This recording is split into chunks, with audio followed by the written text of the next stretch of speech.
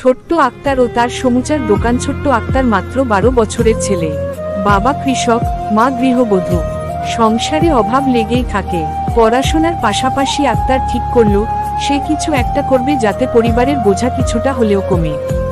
একদিন সে ভাবল, বাজারে অনেকেই সমুচা খেতে ভালোবাসে, মা দারুণ সমুচা বানাতে পারে। আক্তার মায়ের সাহায্য নিয়ে সমুচা বানানোর কৌশল শিখে নিল। তারপর সকালে উঠে মা বাবার অনুমতি নিয়ে কয়েকটা সমুচা তৈরি করলো এবং একটা ছোট্ট বাক্সে ভরে স্কুলের সামনে বিক্রি করতে বসল।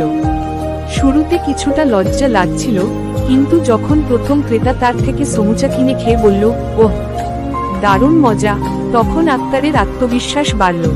ধীরে ধীরে স্কুলের শিক্ষার্থী ও স্থানীয় লোকজন তার দোকানের কথা জানতে পারল। তার হাতের বানানো সমুচার স্বাদ সবাই পছন্দ করত। কয়েক মাসের মধ্যে আক্তারের ব্যবসা জমে উঠল। বিকেলের সময় সে স্থানীয় হাটেও সমুচা বিক্রি করত। তার মায়ের সাহায্যে সে নতুন নতুন স্বাদের সমুচা তৈরি করা শিখল, কখনো চিকেন, কখনো সবজি বা ডিমের সমুচা। আক্তার এখন আর শুধু নিজের খরচই চালায় না, পরিবারের খরচেও সাহায্য করে। তার স্বপ্ন একদিন বড় হয়ে একটা নিজস্ব দোকান খুলবে, যেখানে শুধু সমুচা নয়, নানা রকম মুখরোচক খাবার থাকবে।